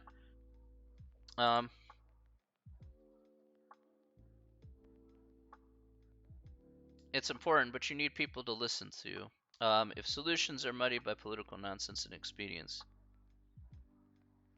Yeah, well, that's the thing. That's the thing, Hunter, is like you need to, in order for that to happen, you need to institute term limits and whatnot. You need to remove the career politicians. Like, the only way you're going to actually do that is to remove career politicians that have the same opinion and same voice. At some point, you just refuse to listen to any of your constituents or any of the people because you're so set in your ways that it doesn't change anything at the end of the day. So that's what you need is somebody is just fresh voices all the time. You need constantly fresh voices that can work with the current population. Because right now you don't have the same. All you do is right now all you have is two sides that are barking at each other the whole time. That's it. Yeah, look, people keep voting for the same guy because they're like they pretty much get complacent. So you need to actually shake it up a little bit and say, hey, this is all the terms that you get. You get, if there's 2 terms in office for a president, you do the same thing with the guys upstairs as well. Yeah, it's just like it's the same thing over and over again. That's why the same talking points get said over and over again. So that's why I don't. It's like, okay, you've heard enough. So it's like, okay. All right. Well, I want to thank everybody here for coming on here to the stream once again. It's an uphill climb for sure, Hunter. 100% uphill climb. I want to thank everybody for coming out here to the stream once again. Thank you so very much here. I want to thank everybody here. Thank you, Hunter. Thank you, Houston. If you're gonna be back at 6 p.m. Central is when I'm doing some business calc. Maybe I'll learn a little bit to that day. I don't know, but we'll find out. Okay. Don't worry about it, Hunter. You're good, my friend. All right. Thank you very much, everybody. We'll come back here tomorrow, same time, same place. All right. And as always, stay safe, stay healthy, but most importantly, stay sane. All right. Have yourself a very wonderful day. I'll be back here at 6 p.m. Central. All right. Again, you guys know where to find me. I'm on Discord. You guys can feel free to email me. All right. Again, feel free to do so if you have if you need questions to be answered. I will be here for you. Okay. Everyone, thank you so very much here.